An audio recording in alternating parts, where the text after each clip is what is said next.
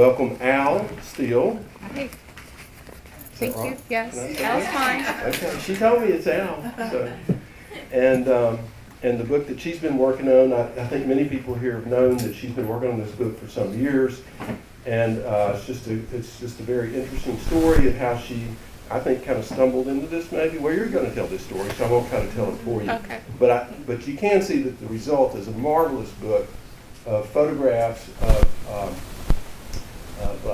what appear to me to be uniformly beautiful, intelligent, strong women from the Delta, and some of them are here with us today, and Al's going to introduce y'all. Thank y'all so much for coming today. And thank you, Al, and congratulations, Thank you, and I'm going to Richard. turn it over to you. Thank you very much. Let's welcome Al.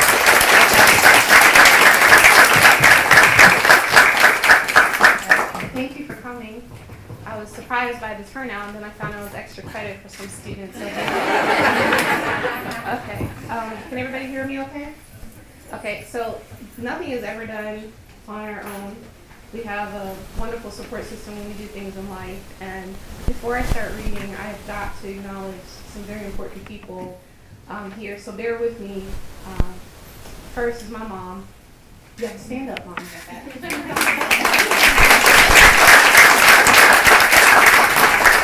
start crying, please. I can't do it. I just put my makeup on again.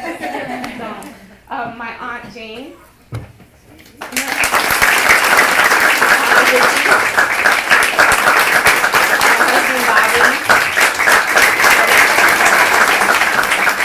Bobby tolerated me for 2 years and plus while I was working on this project. I was teaching 2 and 3 classes and going into the Delta and interviewing, and he would have the house ready for me, meals, back rubs. He knows all the women's stories. He can tell you all about Mrs. Campbell, Mrs. Lee, Mrs. Davis. We have 3 Jules here. I don't like calling her Cover Girl, but she is the bomb Cover Girl. Miss Anise Campbell.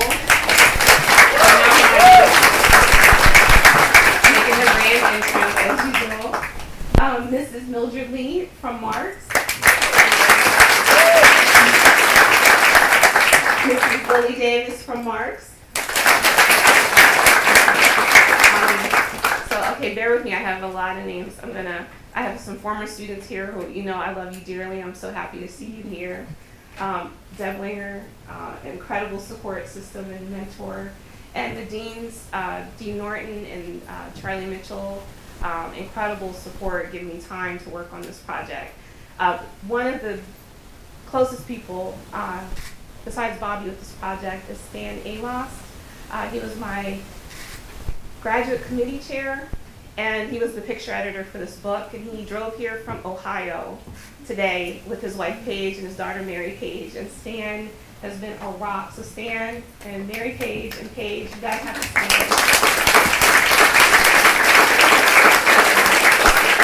I hope I didn't miss it. Larry Wells. Where's Larry? Larry,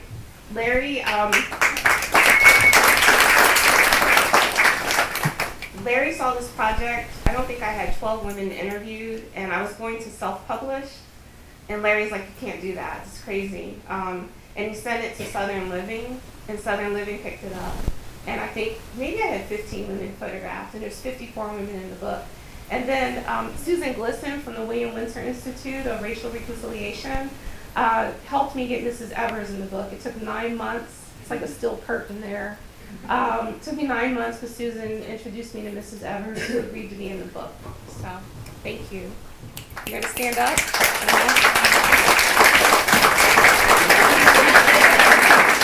Okay, I hope I got, there's just been a lot of support, but I hope I acknowledge everybody appropriately. I wanna read from the book, is that okay? Yeah. So people ask me why I did this book, and it's because of my grandmother,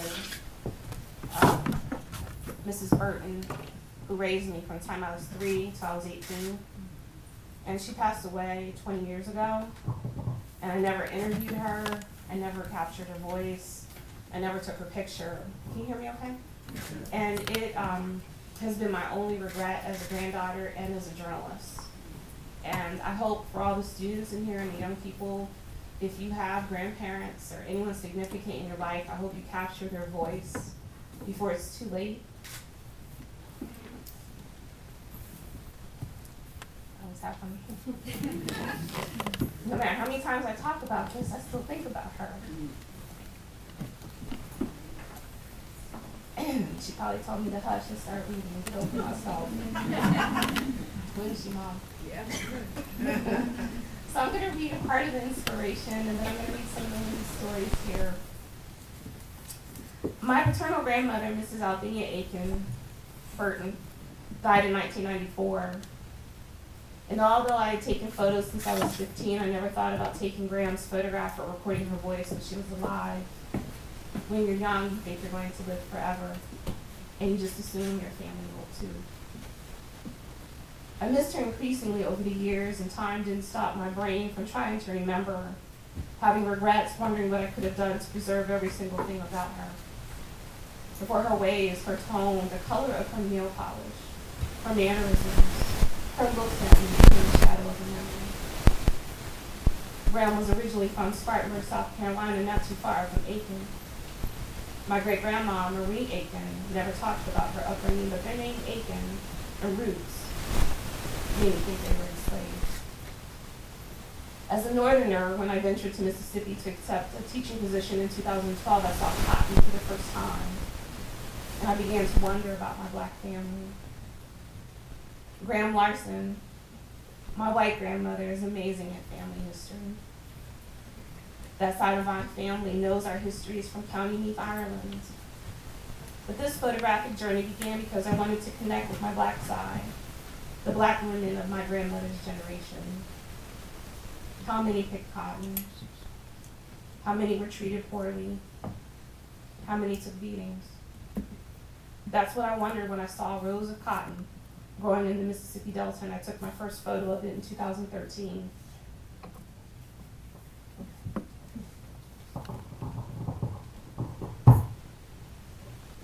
Is that okay?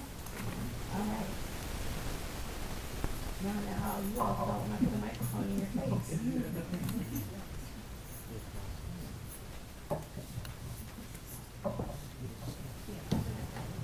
So I'm going to go back and read. It's okay? Wow, this is intimidating. How did y'all tolerate me?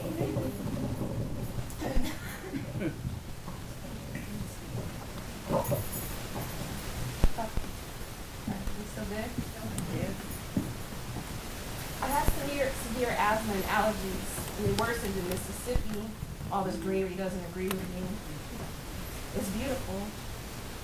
And that cotton, it feels just like the cotton balls that I buy in a plastic bag at the drugstore. But when I drove past the cotton fields, darn it if I didn't start thinking about my grandmother and how much I missed her.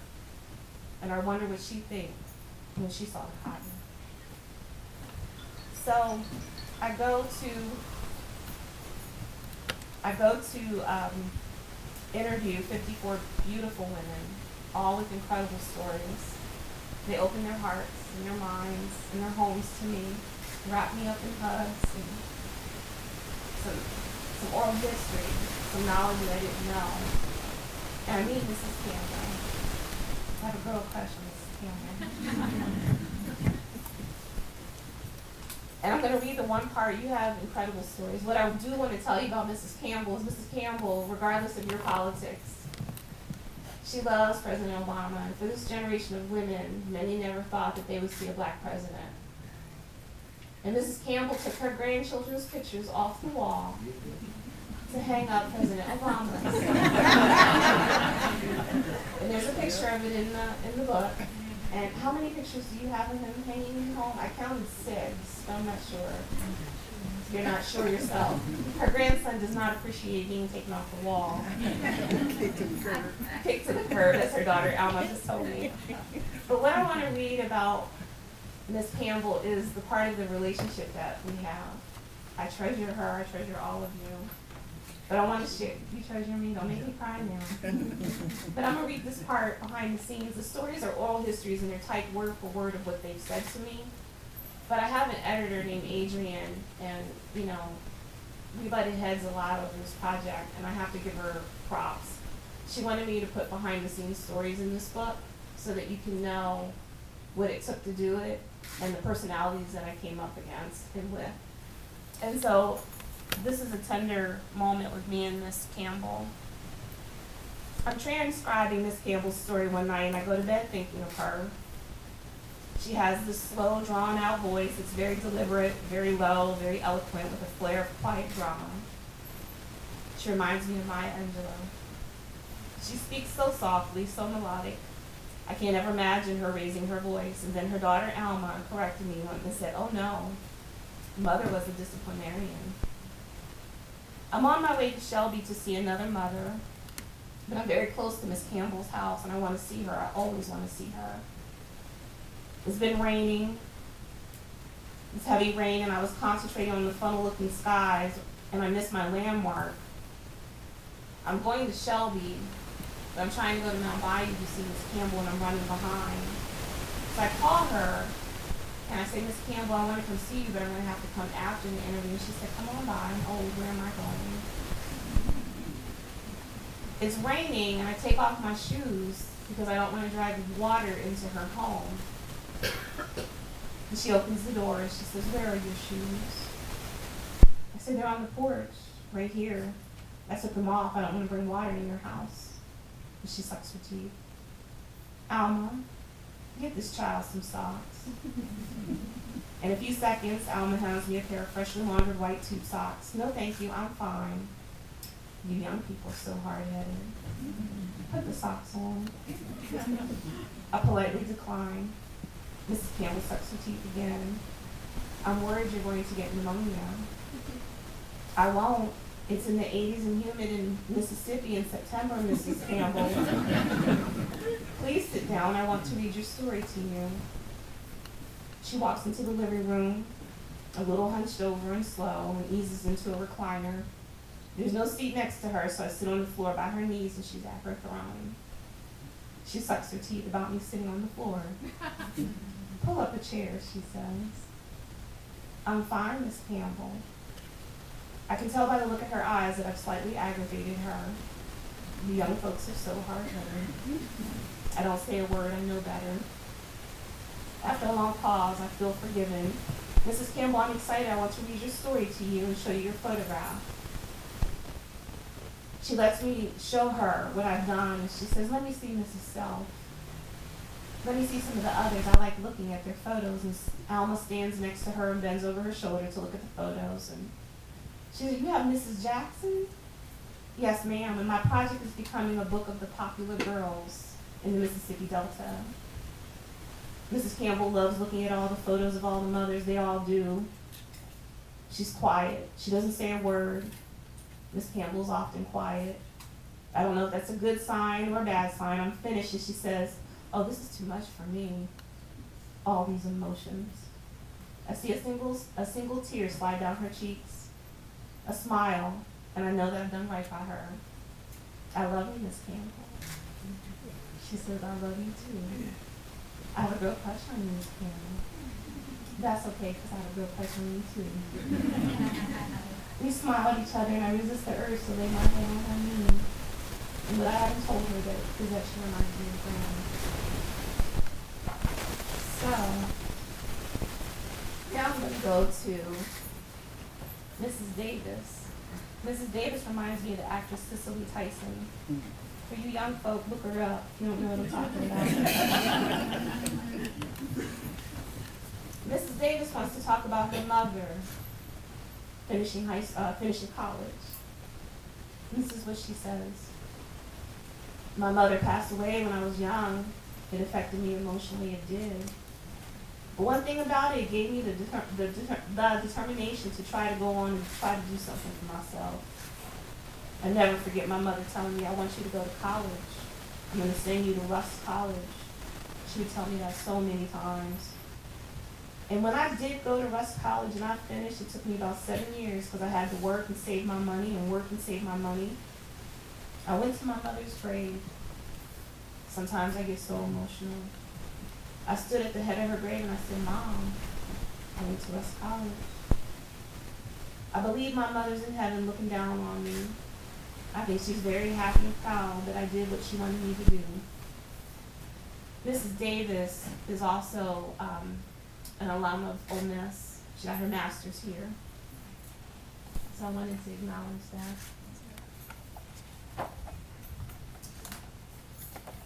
Mrs. Lee, she's making a face at me.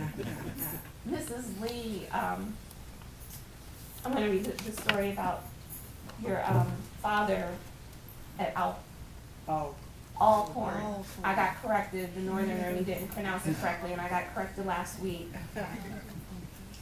She says, my father had a job at Alcorn State University, and he carried the family with him because we could get a better education there. That's where we stayed and went to school, and that's where I went to college. And we lived in a faculty home. I think we were the largest family on campus. There were 4 of us. We went to school on campus because they had a practice school for practice teachers. And while the campus was just being at home, we skated and rode our bikes on the sidewalks on the college campus, and students got out of the way and let us pass. I guess when you're young, you think you have the right of way. You know, when you go to high school on a college campus, the boys give you the eye.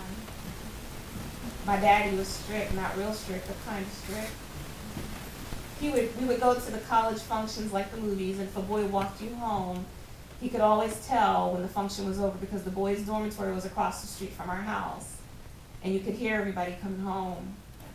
So our feet had to hit the step right after we could hear the noise. A lot of boys would get friendly with you because they would come over to the house and eat.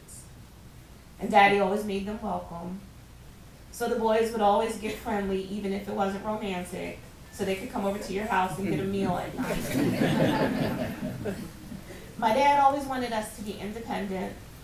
He never wanted us, especially his girls, to stay in a marriage because we had to depend on a husband. He would lecture us. Stay focused on what you're supposed to do. Don't let these little boys swell your head. That lecture came often. We got those real good lectures about that in the 1950s.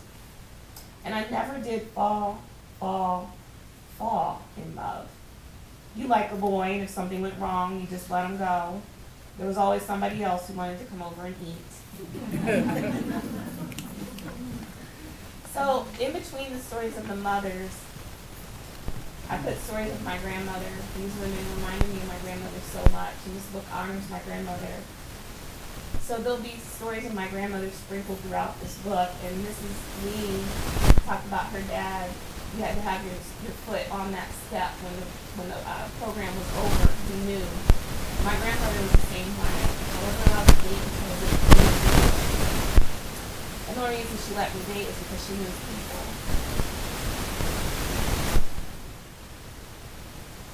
And all I wanted was a kiss. And my grandmother is like, she knew when I was out in the car, approaching the step, because that light bulb would come on the porch. I don't know what wattage it was, but it was bright. She always knew.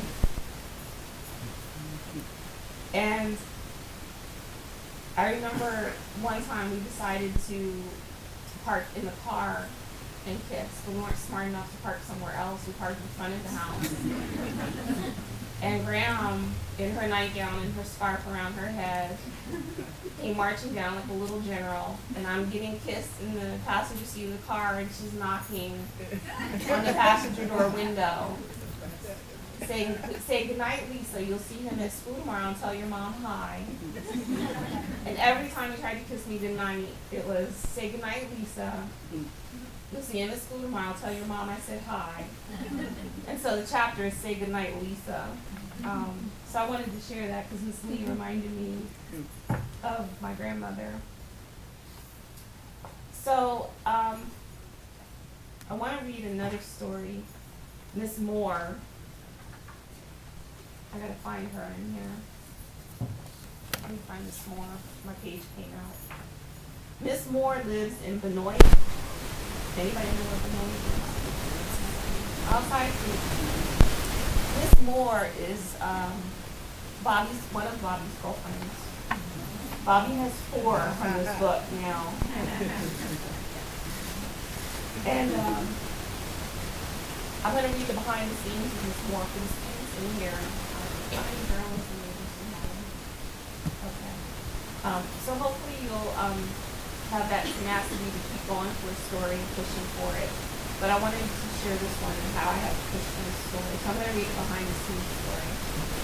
I read this with my mom and my aunties last night, and I was told I had to read this one.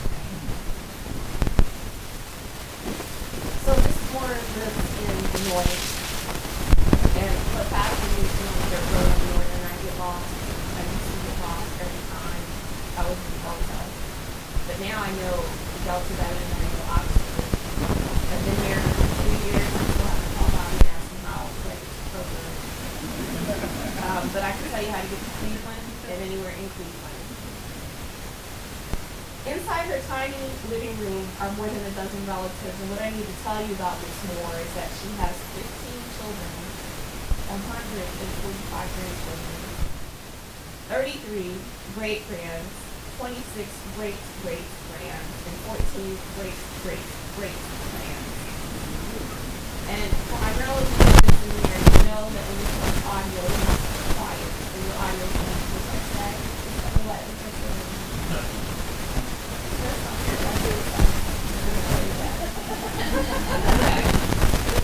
audio is very important, and I interviewed all these women with audio, some of them with video. So when I say that I go into this Moore's house for more than a dozen relatives, it is a nightmare to collect audio. Someone has emergency scanners going on. Someone's heating up in the microwave. Everyone's gathered to listen to our interview. All eyes are on me, and I feel the pressure. And everyone is wondering what I want to talk about. I asked Miss Moore about her childhood, and she tells me she has a twin sister named Donna who lives in Washington State. Miss Moore, she's really good at giving me an overview of her life. This book is not about an overview of their life. This book is about poignant stories in their life, slices of life, history lessons, things that you do not read in history books, as you should in this country. And Miss Moore, she's good about giving me an overview, but when I ask for specifics, she gets tight-lipped. She's pleasant. After an hour, I'm struggling to get an interesting quote. I'm at Miss Moore's house for 3 hours. This is Miss Moore. Her father was a Cherokee Indian. Okay. And if you can see the picture, she's got some spunk. And when I read this story to you, you will understand why I put this photo in the book. Miss Moore has a twinkle in her eye. I swear this is getting lower and lower. I'm like, okay. After an hour, I'm struggling to get an interesting quote from Miss Moore. She has a twinkle in her eye. I know she's a handful. I knew she was a handful when she was younger. Miss Moore, I know you're not telling me something. Don't you have a story you like to tell your grandchildren? She shakes her head no. Her grandson Contrail asked her, she told me a story about pulling a woman out of church and punching her. What? Did I just hear him correctly? Boy, be quiet. Everyone's laughing. I'm the only one in the room that isn't in on the joke. I'm the outsider. Miss Moore, you're not telling me something. I've been here for over an hour and you're holding out on me. She just smiles. Miss Moore, you know you're wrong. She just smiles. She's silent for 1 minute, and then she says, if somebody flirted with your husband, talking about how fine he is, like you ain't even there, what for you to do? I pulled her out the church so we could talk about it. Everyone busts out laughing. Her daughter, Thelma, named after her sister, is looking at me. She said she didn't know he was my husband, but she meant what she said, says Miss Moore. She's shaking her head while she's telling me that. So I said, well, I need to show you who I am. And I punched her in the face, right between her eyes. She laughs. Miss Moore, you pulled her out of church? Oh, yes, I did. She puts her lips out. I noticed the attitude is still present. This feisty woman makes me smile. What did you pull her out by? I pulled her out her arm, but I would have pulled her out by whatever. Then what did you do? She says her mother came out of the church and said, Velma, you know you're wrong. She said, Mama, I ain't wrong. I pulled her out the church. I didn't hit her in the church. What did you do then? She said she told the woman to get up. She was going to hit her again, but the woman refused, so Miss Moore walked back into the church. Then what did you do? I sat quite comfortably. For the journalism students in here, I don't know if you noticed that I asked a question every time she said something because she only answered my question. She didn't elaborate. So what I want you to know is that when you don't get the answer that you want, keep going. So,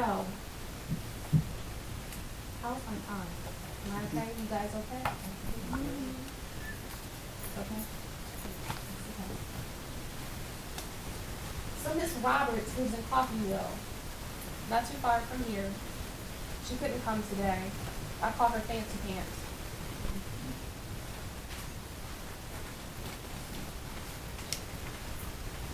Miss Roberts talks about being the first registered Black to vote in Coffeeville, not the first woman, the first registered to vote. And I'm going to read this entirely in her words. One day out of the blue sky, we fit in the vote. The white people started talking about they was going to let the Negroes vote. They told us, better not go up there, go to that courthouse. My husband and I worked together in Water Valley. Our supervisor came to our house and said, you know one thing? You know, I want to be one to tell y'all to go to vote. I got a right to tell you, you must go vote. You know, why I come down here to tell y'all to vote? Because y'all got land. Anybody that got land and property, especially Black people, need to go vote. He said, now I'm going to tell you, my skin is different from yours. But when they've been taking Black folks' money and they pay taxes and they're not allowed to vote. They was not doing nothing but taking your money, paying tax, and they would still tell you you wasn't allowed to vote. So that's the supervisor he told us, that's the way he had it in his heart. Folks wasn't voting, they were scared. I was kind of scared. Supervisor said, promise me you will vote. I said, oh yeah. Next day, pulled back up and said, I'm going to tell you one thing, y'all. You have y'all scared, go on. I'm going to be around that courthouse when y'all come. Tell me when you're coming. He told him, my husband said, well, I can't read as good as you, but I'm going to put you on the front line. We got up there next day, got dressed casual, went up there, my husband had on khaki pants. Then he turned around and put on some overalls. He said, I'm putting on my overalls because I'm going to put this 38 in there. Put the overalls on top of his pants, put that 38 in his pocket. That's where all the men carried their pistols in. He said, I'm going to pop any one of these. I said, all right, I'm ready. We go. Had a little pickup. My husband, I'm going to drive this pickup to that front door. He told us to go, I'm going to slow down. So we got out and went on in. The courthouse had these doors. And we started in, the people who were working in the wall. Every one of them came out in the hall, stuck their heads out looking. We walked side by side. My husband never took his hand out of his pocket. He had both hands in his pocket. We went on in there. A man took out a book from the cabinet, laid it on the table. He opened it up and asked me, did I know the Constitution of the United States? I said, yeah, I did know. I done forgot because I hadn't been to school. It's been a long time. He said, well, you got to read these 3 or 4, and I'm looking at it and looking at it. So I marked what I thought and pushed back, looked back. Looked at my husband and said, well, he said you can't read or write, so it wouldn't be good for you to vote because you got to know the names who you vote for. And that's why you want that. We came on out. When we came on out there, started back down that street, all these white folks in the offices still looking, stood at the door, wondered what we was doing in there. My husband and I started walking together, and he said, well, I'm going to open the door for you. He walked around, opened the truck door for me like I was somebody. So, I think that's enough reading. I don't know how I am with time, but if you have some questions, we have 3 beautiful women here from the book. And I'm happy to answer any questions. Did I go okay with time, Lynn? Is it okay? Okay. Any questions? No? Yes? What are you doing with the audio and the video? So Deb Winger just asked me what I'm doing with the audio and the video. So my plan is to start some documentary work in the fall.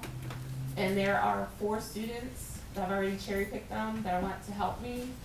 Waiting for grants so that I can pay the students to help me. I would like to get Ole Miss involved with that.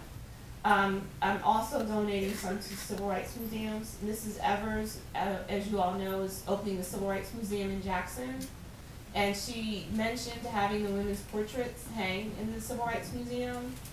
And so I'm hoping to donate some of the audio to some of the civil rights museums. That's the only thing about the book is I want to hear the voices. If I could hear, I would.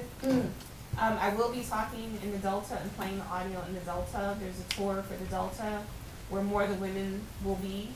But maybe I can do a presentation later in the fall and play some more of the audio. But I do have some audios cut already. Yes, Robert? What was the biggest struggle you faced in writing this challenge? Teaching.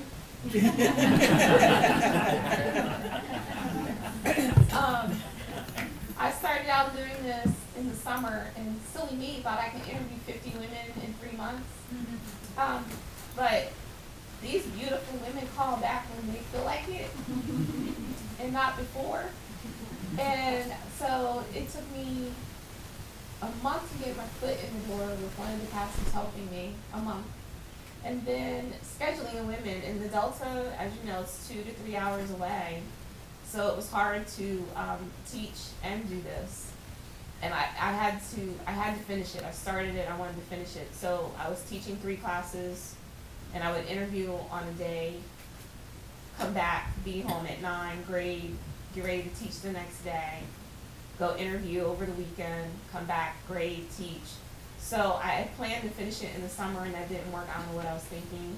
So teaching and doing this at the same time was, I'm surprised I'm still married. He was ready to, he was sick of me. So I'm sure my students were sick of me too. Hi, Sarah. So my mom originally didn't even know you were my professor, and she read the story in Southern Living. Uh-huh. And she ended up giving that issue of Southern Living to all of her jewels in her life. Oh. So what I'm wondering is, how did you come up with the title? Oh, that's a great question. No one's asked me that yet, so good job, Sarah. So there's a pastor in Mound Bayou, Reverend Hawkins, Andrew Hawkins from Mount Olive Missionary Baptist Church, and instrumental in helping me get the women in the book. He gave me this sample of information. But Mound Bayou is the first all-black town in Mississippi, and it's called the Jewel of the Delta. And I'm interviewing black, beautiful Southern women, and I consider them jewels. So it was called Jewels in the Delta, and Barnes & Noble made a suggestion and said, you have to take jewels out of the first word because there's too many books with the word jewels, and we're afraid too many people will try to buy another book instead of yours, so we switched it around and called it Delta Jewels. Does that answer your question? Okay. Other questions? Any questions? Yes, ma'am. Oh, I just saw that I have a poster. Did you put that in the book? He's amazing at marketing here. So I will be, I'll get older. Clarksdale, April 27th from 5 to 7 at the Convention and Visitors Bureau. There'll be more audio and women there. And the women will be presented with the president at all of these. April 28th is in Charleston at Newtown Missionary Baptist Church from 6 to 8. April 29th is Indianola from 5 to 7 at the Public Library. April 30th is Yazoo City from 5 to 7 at the Triangle Cultural Center. And May 4th is Ruleville at the Ruleville Community House from 5 to 7. And I have all of this on my website, Alysia Burton, BURTON.com. My schedule's there. Yes, Logan. For anyone who decides to read your book, what is the main message you want them to receive after There's a couple. I think the first is some humanity.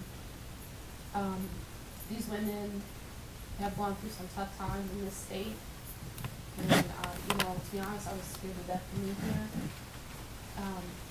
And I might add that I came here because of Dean Norton and Chancellor Dan Jones, with the progression of this school. And I hope it doesn't go backwards because I don't know how I would feel that thing. So, what I want people to get is compassion for our history and to acknowledge it. We push a lot of things under the rug. There's a lot of history in these stories, and I think we need to accept that and give them some respect. Second, put your phones down and look up at people's faces. I heard my mom and my aunties on campus today, and we noticed that every student had their head down in their phone. And I think the phones make us ruder people. And I think if we just take the time to look at each other's faces and make contact and say hi. I started talking to people on the plane. I used to hate when people talk to me on the plane. I hate it. But now that I've done this book, I really enjoy listening to their stories. And I hope that people will become more patient with people and ask someone about their life, tell them a story. Did I answer your question? Yes. Okay. Hi, Mr. Magazine. Congratulations on the book. Now the book is out. My typical question to anybody that I interview, what keeps you up at night now? Everything. My students, I worry about them. I don't sleep when one of them is failing a class or hoping that I made these women proud, hoping I told their stories with a way that, with the dignity and respect that they deserve, hoping I made my grandma proud and honored her memory. So, yeah, and I'm not real good at public speaking, so this is kind of a nightmare. But I love talking about the women. I can talk about them for forever. So,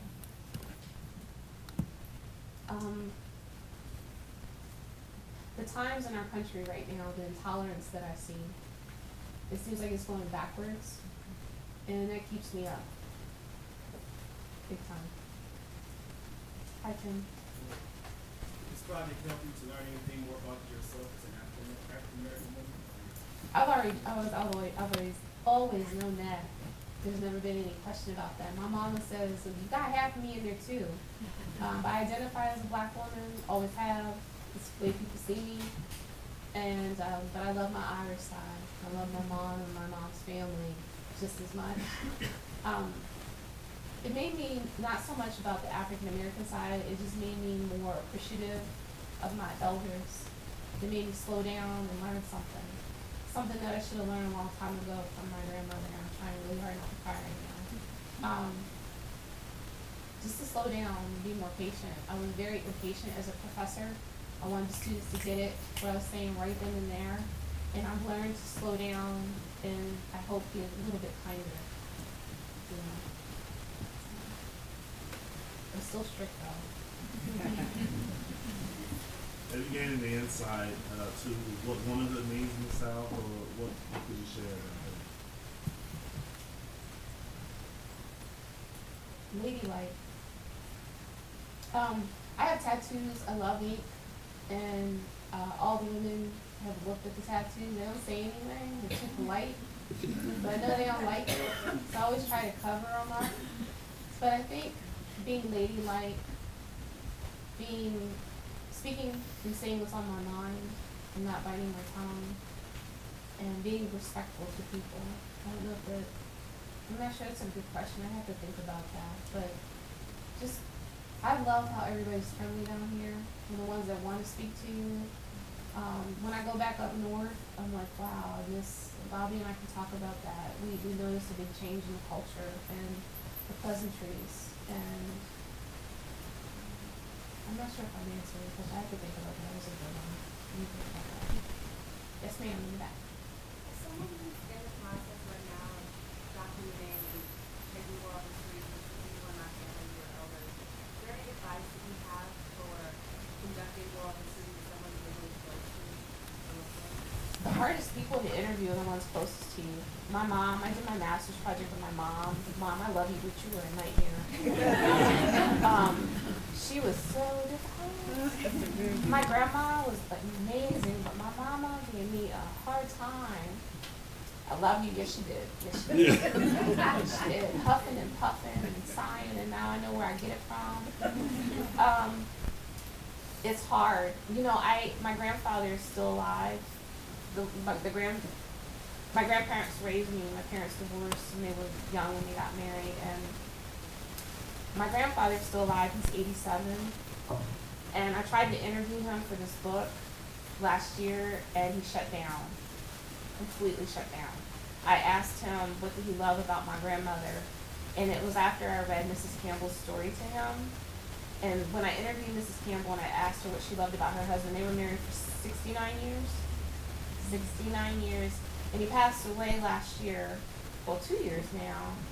And I interviewed her a few months after he passed away. And Miss Campbell just looked at me. Actually, you didn't even look at me. You looked at Alma. And she didn't answer me, and she said everything. And one tear came down her cheek. And I asked my grandfather, what did you love about Graham? And he broke down, and he looked out a window, and he just said everything, and that's it.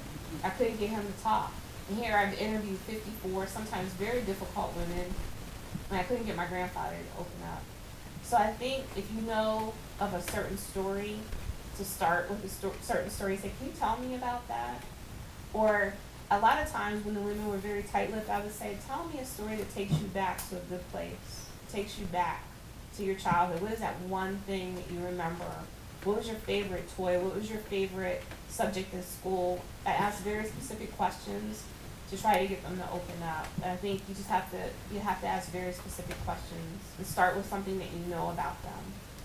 You know, if your grandma has a favorite recipe, where did you get that recipe from? And where did that come from? And why is it your favorite? Or where did you get it from? Those kind of things. Yes, Bob. What was your favorite song that reminds you of your grandmother? Oh, of course you would ask me about music. He's a DJ here. The song that reminds me the most of my grandma.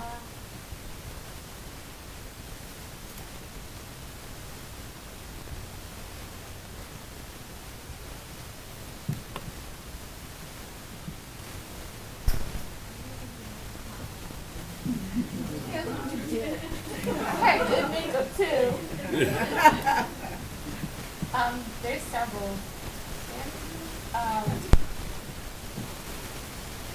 The OJs Cry Together.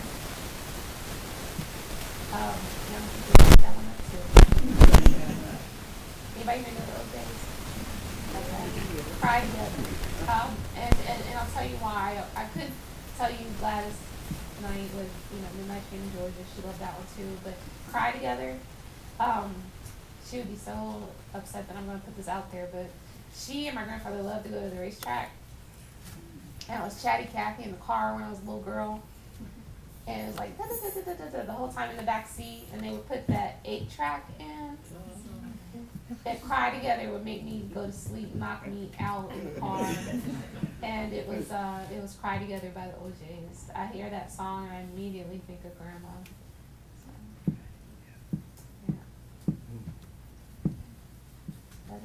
Yes, ma'am. Hi, Joyce. I have a question that may be embarrassing to ask because I've sort of watched this as a work in progress. Mm-hmm. And so I've made assumptions as I've watched what you were doing. And I'd like to have an answer maybe from the ladies that are here too. I'm getting the impression, because I had a case with a rural church in South Carolina, and I'm getting the impression that because you were working for the pastor and because what you were looking for, that you were finding mothers of the church. That seems to be a semi-official capacity in missionary Baptist churches and other churches. And is that true, or is that just a coincidence? And how many of them would be considered mothers of the church? I specifically asked for mothers of the church. My grandma that raised me, I can't deal. Okay. My grandmother that raised me was not a mother of the church. A mother of the church Ms. Campbell, do you want to talk about mother of the church? Can I hand you the microphone? Do you want to talk about what it is to be a mother of the church? Yes, ma'am. Hold this Bible first. Okay. That's a quite difficult question for me to answer. Can you hear her? Yeah. Okay.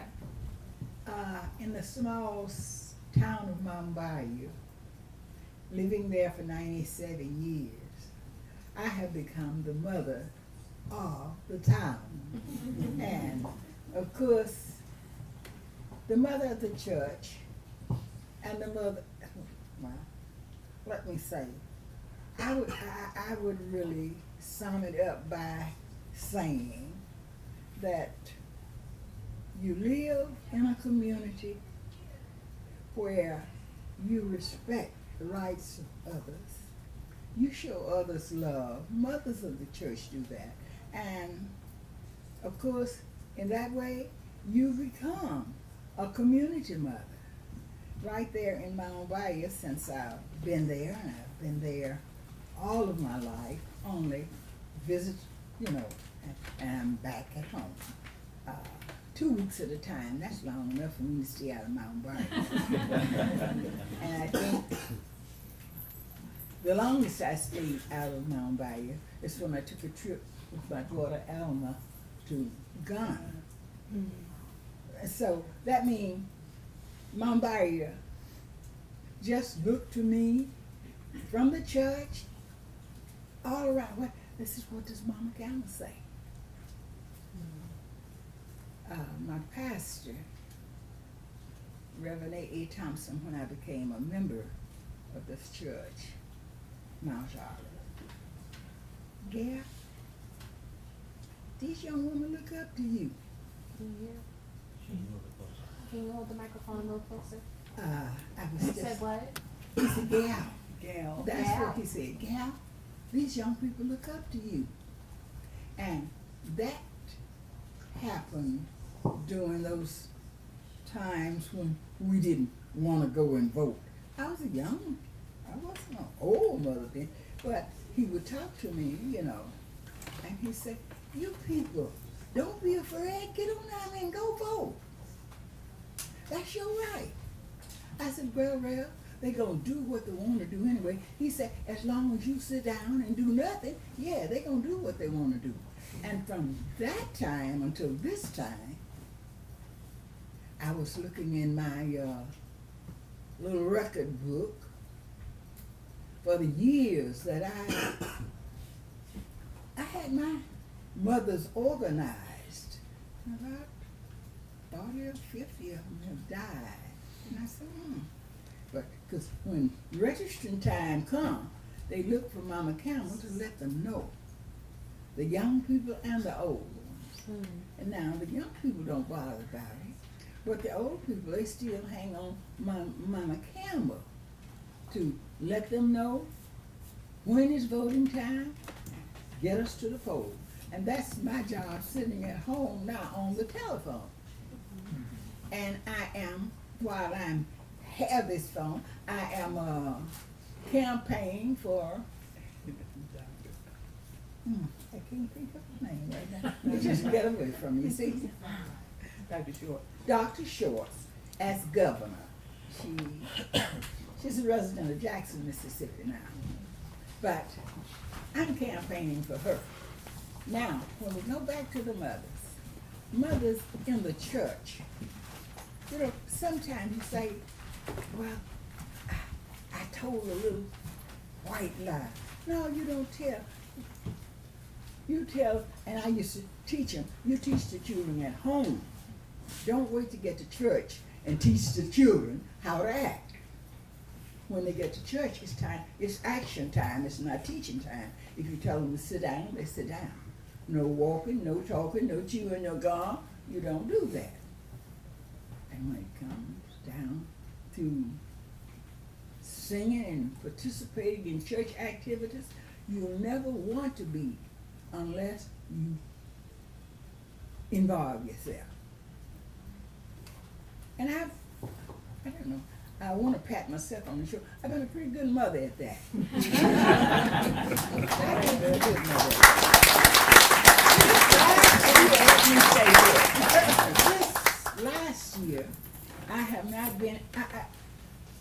unable to stand out and see the parade.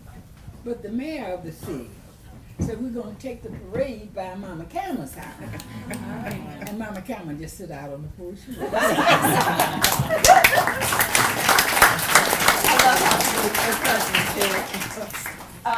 So I asked the pastors for every town that I could get to give me one of their eldest, most respected women.